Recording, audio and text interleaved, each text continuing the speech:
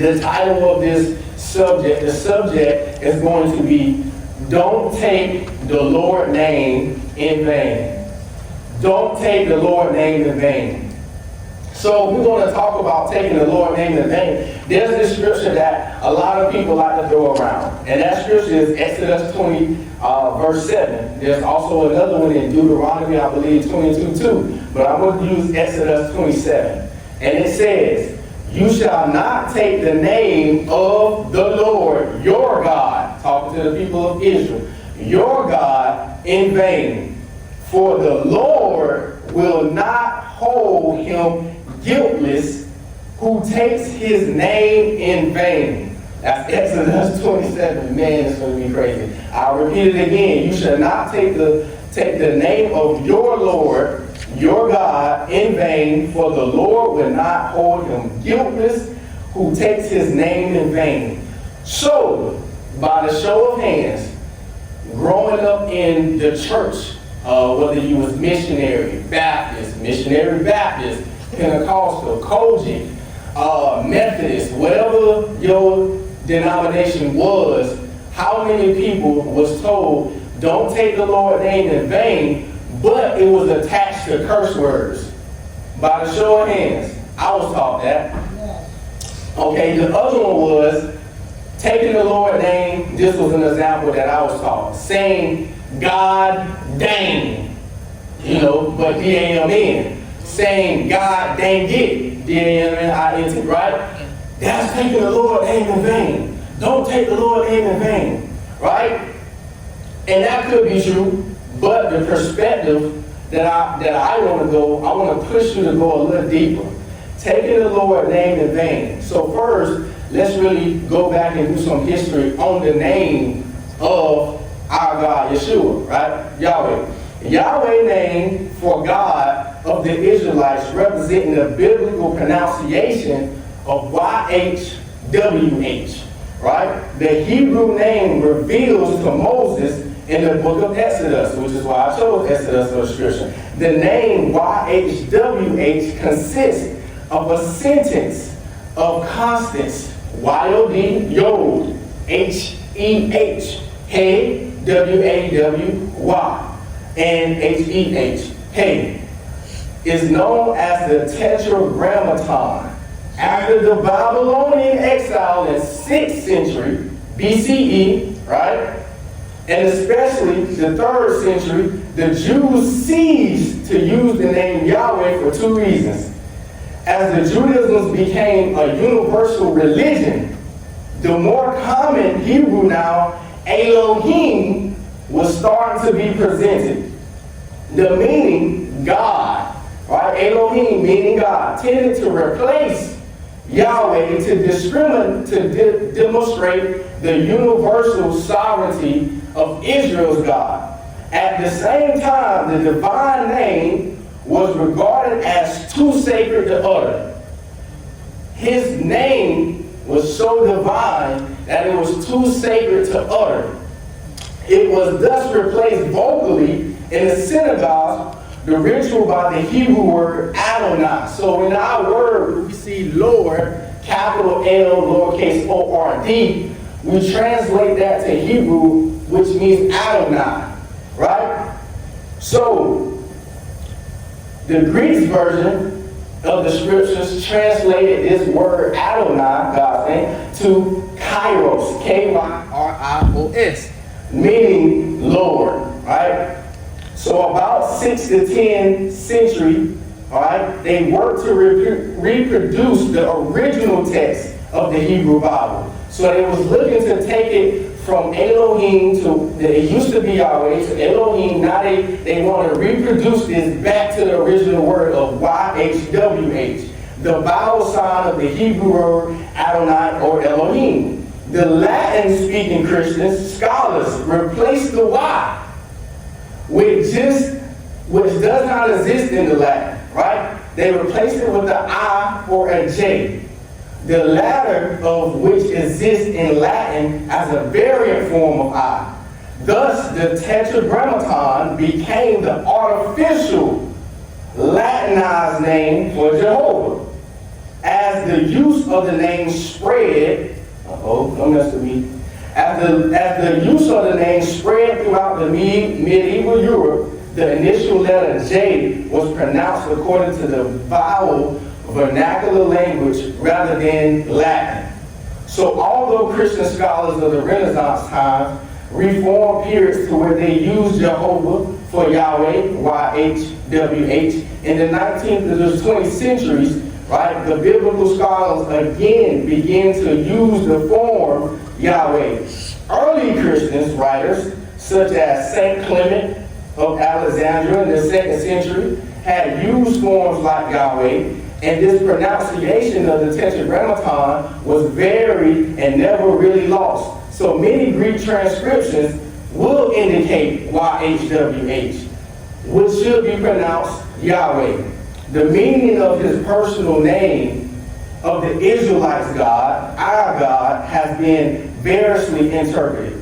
Many scholars believe that most proper meaning of the he brings into existence whatever exists. We see Yahweh, Asher, Yahweh. In 1 Samuel, God is known by his name Yahweh. He brings to the host in existence, in which is probably referring to the nation and the people of Israel. So the personal name of God was known way before Moses. If we go back to Jochebed, right? We see that this name is based off the name of Yahweh. Thus, we can correlate that this name was way before Moses. We will see it as Yo, Y-O. We will see it as Yah, Y-A-H. Or we will see it as Yahweh, Y-A-H-U. A religious invocation of priceless meaning evoked the mysterious and awesome splendor of this holy name. So when we look at the name of Yahweh, and what we do is, his original name, not original, I don't like the word original, because original means that there's a copy of something. There's no copy of God. The original, his name, his real name, we should be proclaiming is Yahweh. So what we do is we have given him a name that strips him of his value.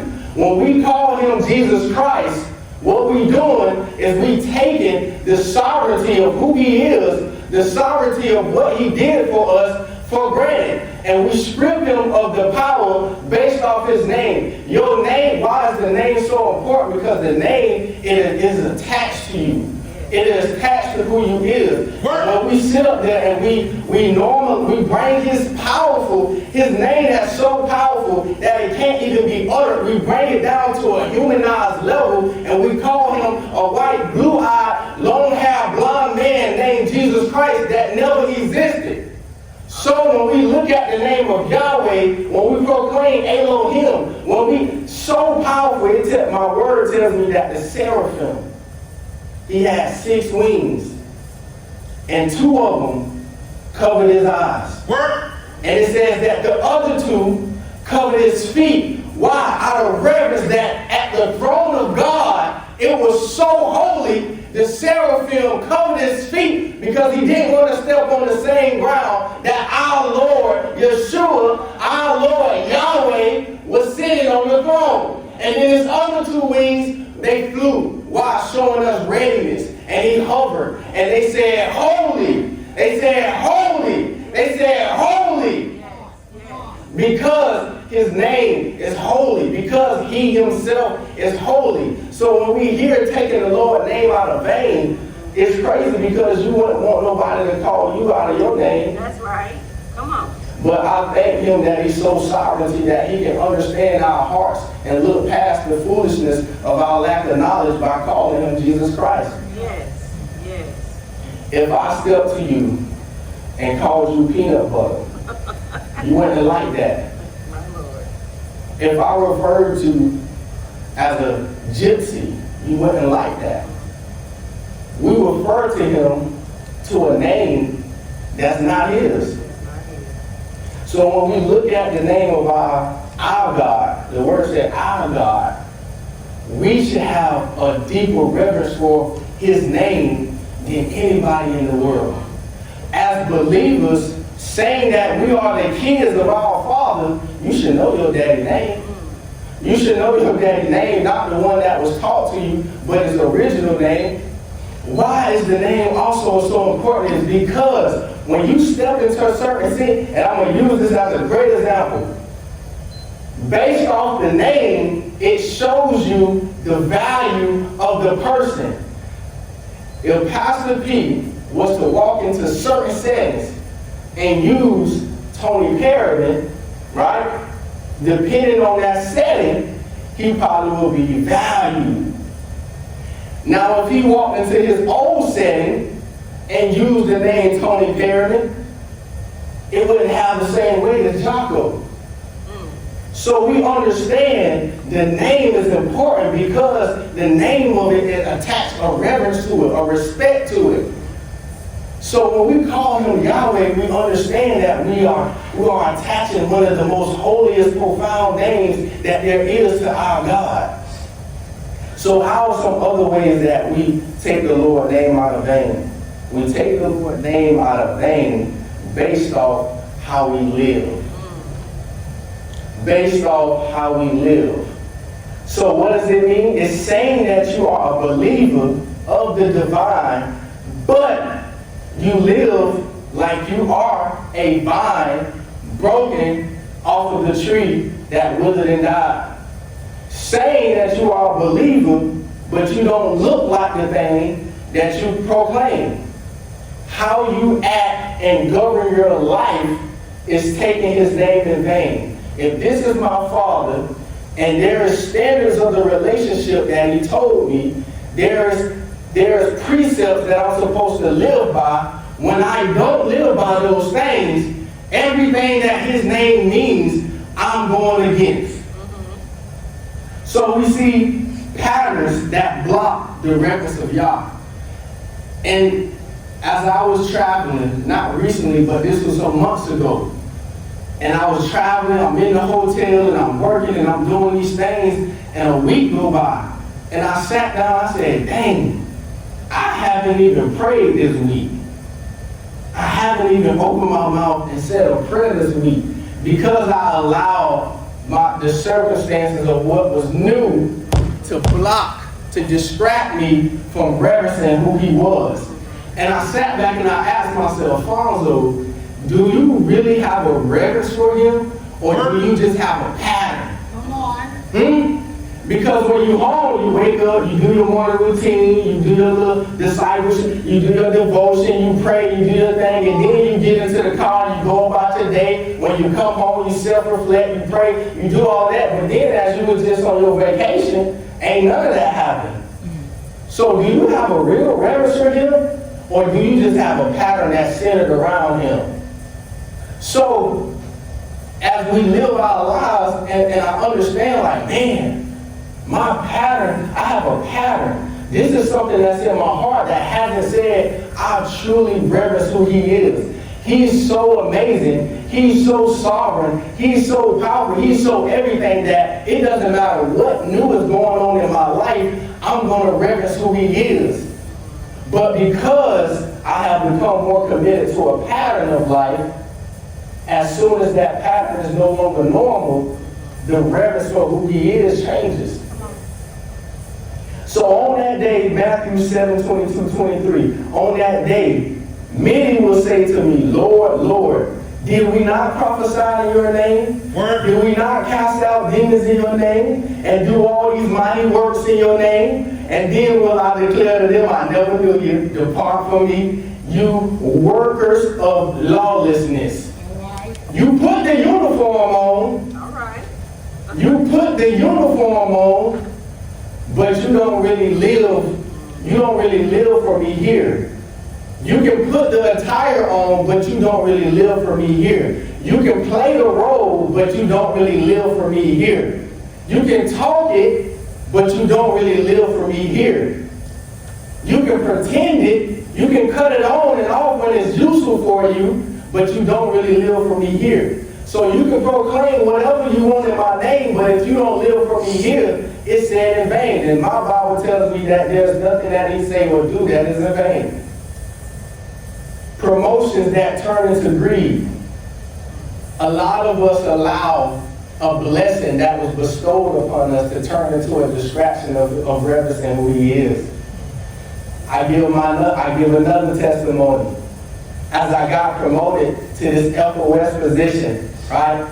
I've been on the job, traveling here and there, and I want to put my best foot forward. God blessed me with this position, so I want to put my best foot forward. I want to show myself. I want to show the people that believed in the potential that I had, that I can actually walk out this position and be a valuable asset to the company. So it's not bad that I want to be intentional about doing a great thing on the job, but guess what has happened? It has blocked me from reverencing who he is. As I've been traveling and I'm booking my rental cars and I'm making sure I'm picking them up on time, making sure I'm remembering to put gas in them. My Amex card, every time I charge, I got to take a picture of the receipt. I got to upload it on this website. It got to be documented. Every time I got to book a hotel reservation, got to make sure the app downloaded right, so when I get to the room, I can just hold my phone to the door. It unlocks the door for me. I got to do all of these things, go to the job. I got to teach team morale. I got to teach team coaching. I got to find all the weaknesses at this property and in the people, and I got to try my best to fix everything at this property in a week to 2 week time. And then guess what? Even when I leave, I'm still attached to the problem because I have to follow up an email, I got to call vendors and make sure that they on schedule, make sure I got to do all of this stuff. And I'm doing it because I want to show myself and the people that believed in me that I can actually do the job. But in the midst of all of this confusion, I forgot to reverence who he was. I forgot. I said, dang, as I got back, the games go on Thursday evening, I said, man, I don't even think I prayed last week. I don't even think I woke up every morning at that hotel, did my little 50 push-ups, ate my fruit, trying to keep my figure right. So when I'm standing up here, I don't look like no butterball in front of y'all and all of this stuff. But I forgot to pray and reverence the man who gave me life. So a lot of times we'll see God will bless us with something, and we forget that he's the one that blessed us, right? And we allow that blessing to then become a blocker of us reverencing his name. Yeah. So that's stuff that has to be pressed out of your heart. God, I'm finding myself, I got this new job, I took it, but I'm finding myself wanting more and more and more. I think greed is starting to enter into my heart. Do we press that stuff out? Because the thing is, if we take that and allow it to sit in our hearts and fester into our hearts, and we go on about our lives as if that's not inside of us, then when it turns to greed, then when it turns to unforgiveness, then when it turns to these other things, how can you proclaim to be a daughter or a son or a believer of Yahweh the Most High, but then your life is modeled after something that's not in his 10 commandments, after something that's not in his word? So we take everything that he has written for granted. We don't take that word serious. We don't take the things that he said serious. We don't take in Ezekiel 6 when he says, y'all are whores. That's what he told the people. He said, you whores. And guess what? I'm going to kill you because you idolizing something that's not me. Oh, y'all don't think the stuff that y'all worship in idols? Let me bring the picture in clear for you. Anything that you put over him, you worship in it, which means that it's an idol. It don't have to be no monument. It don't have to be no statue. Yeah. Guess what? If you put them kids over him, guess what? Them your little idols run around. If you put your spouse over him, and what do I mean by that? You give more attention, you give more time, you invest your money, you invest your time. Your focus is all about these things and not about who he is. Word. Then you worship in the idol. And he told you in Ezekiel 6, let me tell you how I feel about idol worshipers. I'm going to kill you. If you close to me, you die by the sword. If you far from me, I'm going to kill you with pestilence. What is that? Pestilence is natural desires. COVID-19, you're going to die by COVID-19. Bird flu, you're going to die by the bird flu. All of these natural disasters that has happened in the land, smallpox, the 1918 flu, the third plague, HIV and AIDS, diseases in the body, high blood pressure, diabetes. You can't run from me. I'm going to get you. Why? Because you love your things more than you love me. You worship those things more than you worship me. You take who I am for vain. You take me for granted, and because of that, you're going to die. And there's no way around that. There's no way around that. So then we see our desires. We desire things that he don't desire.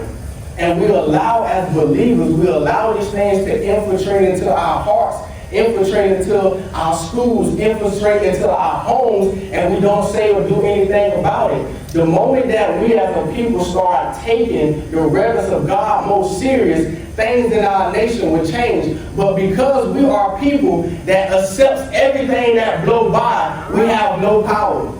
Because we are people that say, I live for Yahweh, but nobody can see that in your life, you have no power. How can you claim to be a believer of the Most High, but you will go to a marriage of your best friend that's loving the same sex? Just because you ain't the one, but you came to the wedding, which means you endorsed it. I want to talk to the pastor that sat up there and combined that union together. Why, as believers, if we know what's written, we don't take a stand in our own churches and say, you ain't doing that here. Why, as believers, we endorse the foolishness that goes against who God is, but we say proudly, we Yahweh worshipers. We say proudly, we believe in who he is, but our lives take him in vain. His name, who he is, his standards, is supposed to be upheld, and it's supposed to be holy, to the point that we fear taking his name in vain, but we don't care about him, to be honest with you. We don't. And I searched my heart and I said, man, what about you, Fonzo? What are you doing that's taking his name for vain? What is your Mount Rushmore sin that you know about, that you've been battling with for years? What is your sin, Fonzo, that you willingly, watch this, that you willingly indulging in, but you saying that you believe in him? See, I can speak on this boldly because I first was convicted about it, and today I'm making a declaration, and that'll come later. But what is your sin, Fonzo? What desires do you have in your heart that you know God don't desire? What things, what lusts are in your heart, which means what do you have an appetite for that God would never even cook up? What things are you getting up day in and day out, living with, condoning, that does not go with God, with Yahweh? What things are those? And I told myself, I said, I started to be convicted when we had this panel. And it was even before the panel. I'm going to tell you personal stuff that's going to connect with this word because it's serious. And the subject of the panel was about sex, right? It was about sex, ready? It was about sex. And before that, I have a friend. And I did a podcast with her, and she's on a journey of abstinence, right? So every time I see her post something, it don't even have to be about the word or anything. I'm reminded of her journey. Right? Every time I see her do anything, I'm reminded that, man, she's actually doing something. She's actually pressing out her heart. She's actually coming to the table before God and saying, this is a part of me, and I know it ain't a part of you. So here it is, I'm handing it over to you. I got to get this out of my heart. I'm doing something about mine. And every time I see her, I get convicted about the things that I have not took before him, that I'm willingly indulging in. But watch this. I'm willingly indulging in it, Freddie, but I get up here and I teach it. So I said, to be honest with you, Fonzo, you really sound like a hypocrite. This thing have to hit you first. That's why, see, to be honest with you, Fonzo, you really taking his name in vain, because you really saying that you believe in God. You believe in Yahweh. You know what's written, but you know you ain't living that in this area. What is that area? I'm still hunching. I'm still having sex. Yeah, I ain't out there in the world running through 5, 6, 7, 8, 9, 10 women a day. But it does, yes, I have grown up and matured. And yes, I have stopped doing certain things. And yes, certain desires have been gone. But there's still a thing that I'm stepping my feet in while I got on, right, the outfit of my daddy. So I had to be real with myself and say, Fonzo, is being a believer just an outfit? Something that when when it's working for your benefit, you put it on. Around certain crowds, you put it on. But then when you don't want to be that, you hang it up and you put on your other uniform. I don't care if it is for an hour or 30 minutes. If you really say you're a believer, don't take his name in vain. Meaning, you need to be living exactly what is written. And if you ain't living what is written, then you really saying, I really don't care, and your name and who you are, I don't really respect to that level because I'm willing to do something that you done clearly told me I shouldn't be involved in. So what do? I said, dang, I started crying. I said, the word is true. I can't find no loophole in it. A lot of times we try to find a loophole in the word when what the word says go against a sin that we still desire. Right.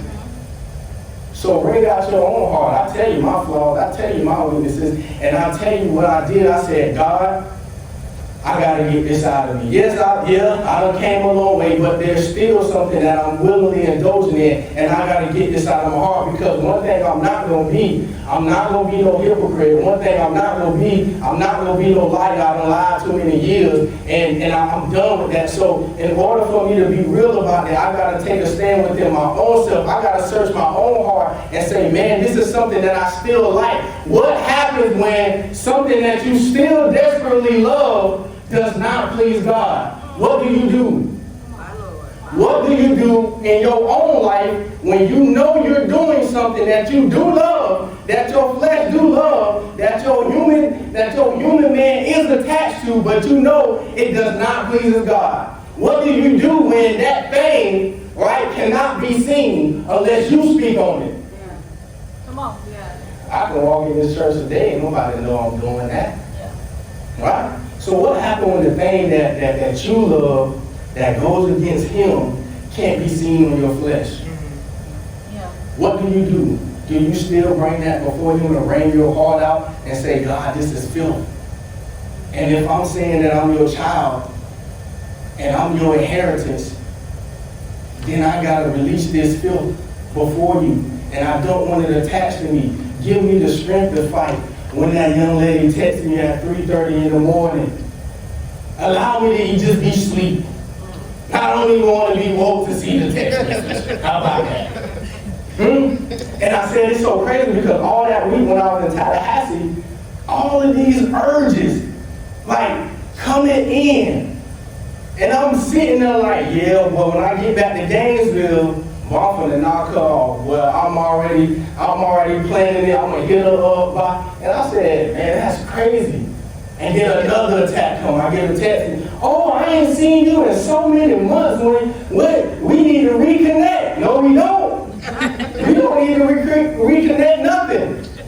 Because my type of reconnection and your type of reconnection probably two different types of reconnections. So let's not even connect. So what happens when the enemy is coming from the south side and the north side and the west and the east, and you're surrounded by all of the things that your flesh still desire? What do? My word tells me that I cut them off. That's what it says. That's what it says. It is better to take refuge in the Lord than to trust in man. It is better to take refuge in the Lord than to trust in a prince. And all the nations surrounded me. In the name of the Lord, I cut them off. They surrounded me on every side. In the name of the Lord, I cut them off. They surrounded me like bees. They went out like a fire amongst thorns. In the name of the Lord, I cut them off. I pushed hard so that I was falling, but the Lord helped me. And as I read that, I said, man, it's crazy. It's been about a year now, and I haven't had this crazy desire to like want to act on this thing as strong as it was.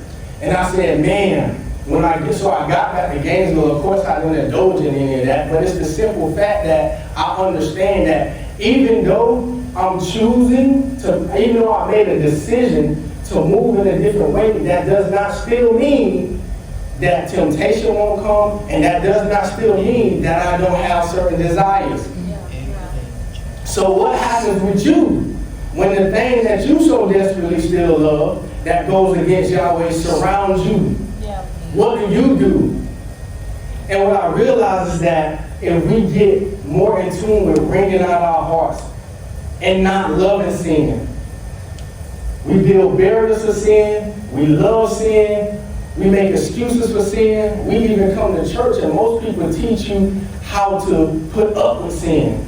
But nobody is saying that the moment that we start hating sin, the moment that we start hating anything that's attached to sin, that we will become powerful. The moment that we actually start reverencing who our Father is and understanding the things that He loves and understanding the things that He said about us and modeling our lives after who He is, then we will become powerful. Because if we saying that we believe in Him, but we're not walking in His image, He created man in His image and likeness, which means I should be modeling my life after Him if I'm saying that this is my Father, if I'm saying that this is my King, if I'm saying that this is my Savior.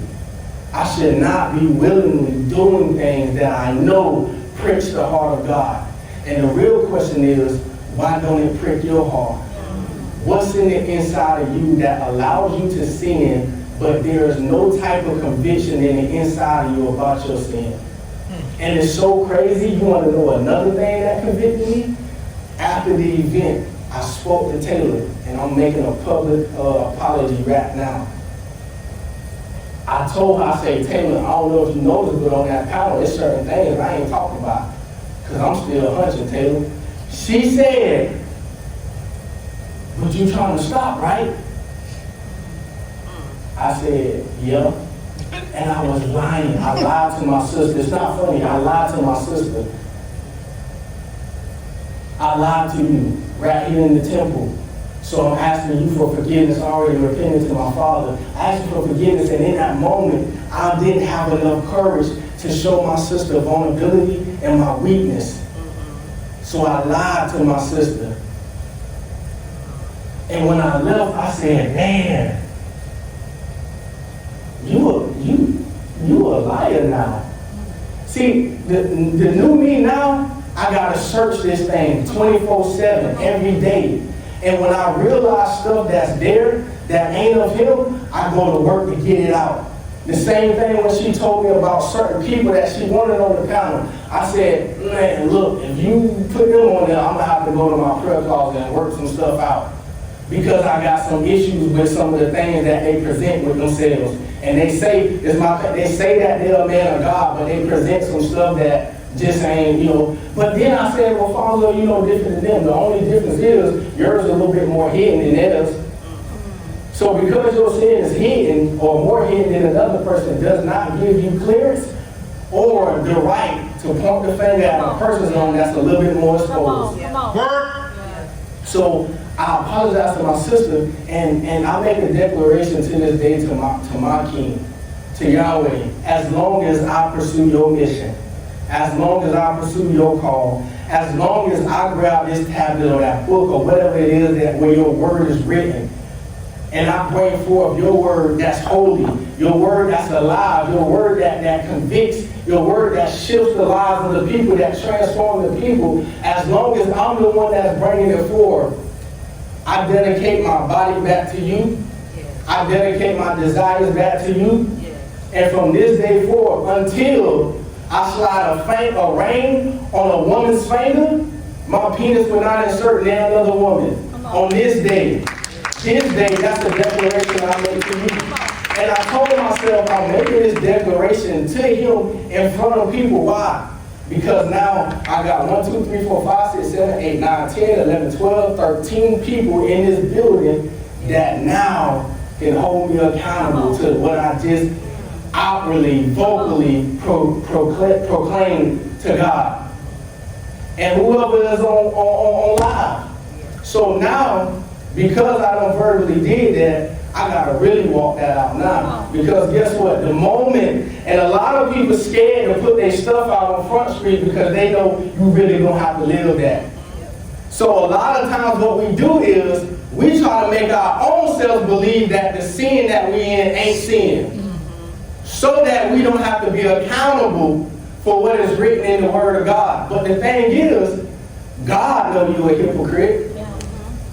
So, and it's so crazy because I told myself, what would I look like, a dog returning to his vomit, if I just sat up here and spoke these words to my holy king, and then I turn around and take this same mouth and put it between the woman's legs, and then I bring this same filthy mouth back and ask God for a blessing. You're a fool. And a lot of us, we do that same thing. We go and we say, God, I'm giving you me. God, I got all right. And then we go and we give our bodies to sin. And then we bring that same body back. We bring that same mouth back, wipe the semen off our lips, and we ask God for a blessing for our lives. And God looking down on you and he said, you a whore. Because you idolizing things that's not me. You idolizing that sin. You love it so much. You're willing to alter your whole life around it. You love it so much. You're willing to regard my words because of it. You love it so much. Even when one person cuts you off, you're going to find another one to entangle with. You love it so much. You will chase after something that's no good, that's only using you for this end, but you will go and chase it, you will make excuses for it, you will tie a name to it, you will buy shoes, you will buy clothes, you will do all of this stuff for it, but you don't do a half or a quarter of it for me. Yeah. So when we talk about taking his name in vain, the reality is how you living. Yeah. Subtitle, take Yahweh out the closet. Take him out the closet. Because you got this secret life with him. And when you in your secret life with him, you all for him. You'll cry, you'll do all of these things, and you'll swear to God you serious. But then when you're around certain people or certain individuals, or when you step out of that closet, you act as if what happened in the closet never existed. Take him out the closet. Proclaim him publicly. Your Facebook should be an example of what you represent. Yeah. Because guess what? Your last name on there. So if you're a father, if you're a son of the Most High, if you're a daughter of the Most High, everything that you do should be a representation of who he is. And the reason why non-believers look at us and laugh and take us for a joke is because we proclaim his name publicly, but our lives look worse than theirs. Yeah. Okay? You will sit right in this same church, worship amongst your sisters and brothers, but in your heart you really got beef with one of them. And you ain't bringing that out before God. You will sit right here and do your little whoop-de-doo and think that he's hearing you, knowing that you got vengeance in your heart for the same person that's sitting on the next row across from you. And you will come here 24/7, but you won't have enough spiritual maturity to pull that person aside and say, I don't even know if you know I don't like you, but I don't like you, and I'm telling you because I want to be free from it. I keep walking in the same place Sunday after Sunday after Sunday. You come here, but I'm sitting up here with vengeance in my heart for my sister or my brother, and I'm not doing anything about it. But just because you don't know it or they don't know it, I think that it's okay. We make an excuse for sin, and we do it right here in our own church. What is in your heart that you pressing out on a daily basis? I know it's unforgiveness in my heart. Are you dealing with that unforgiveness? Are you dealing with that unforgiveness? How you gonna say you his son or his daughter, but you walk around with the poison of unforgiveness in your heart? And you know it's certain people in your life that you haven't forgiven from something that happened 10 years ago. Watch this. It's some people that you mad at, that you ain't have no dealings with, but you just mad at them because somebody you know mad at them. And you think that you gonna come here and worship and lay something out before him with that crap in your heart that you haven't wringed out or pressed out before him? but we believers of him though. We take him serious though. And it's time, we've been doing sin for a long time. It's just time for a new thing. Yeah. To where we just dislike sin. Not making excuses for it in this church, in this temple, in this synagogue, in this assembly. As sisters and brothers, we got to start being in each other's business and saying, hey man, look like you liking that a little too much. And in this house, we don't like sin. So you got two choices. Either you can start pressing that out before God and getting that out of you, or you can keep doing that on the outside. But we got to set a new standard. Yeah. We got to set a new standard. So one question, are you taking the Lord's name in vain? That's a personal question to yourself.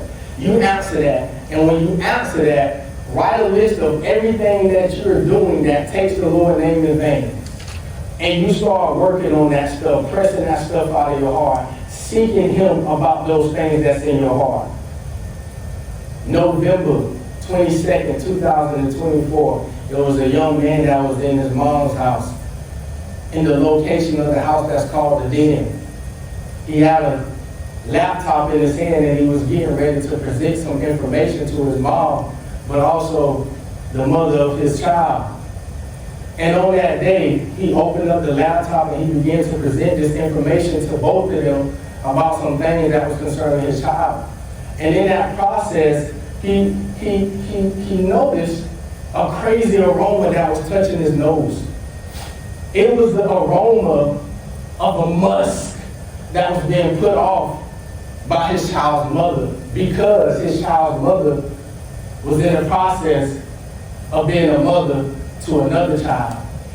So this musk that was permeating from her body was a stench to his nose. And as he's presenting this information to his mother and to his child's mother, he understood that, man, there's some things in my heart that's just not right. I feel anger arising. I feel hatred arising. I feel disappointment arriving. And he felt these things arriving in his heart, but he continued to present the information, trying his best not to lock eyes with the daughter's mother, because he didn't want to see the evidence that there was new life in the womb. So, as this presentation was over, the mother dispersed. The mother of his child dispersed. And he dispersed. He sat with God and he cried and he said, man, there's things in my heart, and I realized that you require me to love, but you require me to love on a standard that I'm not used to.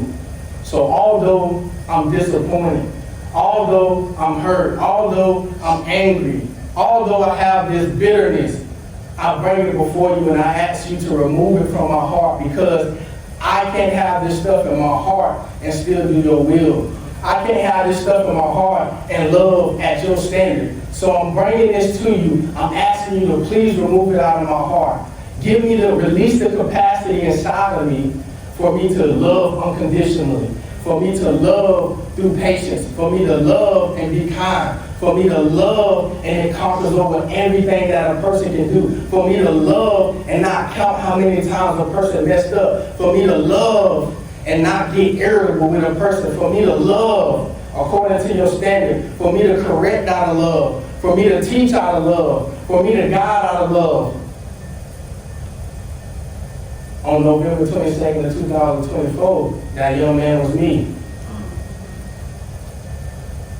And I noticed, man, I still have some things in my heart concerning this person that I got to work out. So before I proclaim his name and be a hypocrite, I'm going to say, God, remove this from me. And I'm going to do what I need to do to get this out so I can still love his child. That's the thing about it. The stuff you have in your heart for people, that's still God's child. What makes you any different than them? We're not no different. So if God can forgive, who's sovereign, who don't even have to do it, we have no power. We should be able to do it. He set the example. He was so sovereign that he came in human form so that he can empathize with our walk. He understands everything that we feel. Yeah. He understands every desire that's in your heart. He understands everything that you're struggling with. But maybe it's time for us to start laying it at his feet and turning from it. Not laying it at his feet. And then when we get certain urges, we go and grab it back. Yeah. And we put it back in our pocket and we enjoy it for a little time. And then when it starts to become inconvenient for us, we lay it back at his feet again. Yeah. We need to learn how to stop being Indian givers with our sin. And once we give it to him, we let him keep it. Once we hand it over, we let it stay there. Once we let it burn on the altar, we don't go create another version of it. Once we cut it off, we don't go find a duplicate. Once we say no to it, we don't return to it. Once we leave Egypt, we don't go back for visitation. Yeah. Let's not become Lot's wife, to where we turn into something that's not useful for the kingdom because we so desperately love the things that's sin. So as we stand into our feet, today is a day where every person searches their heart. And the things that you know that is just not pleasing our Father, take a stand against those things today. Don't keep doing what you're doing because I'm telling you, wrath will come. Wrath will come. God is not this deity that just allow you to do whatever you want to do for however long you want to do it.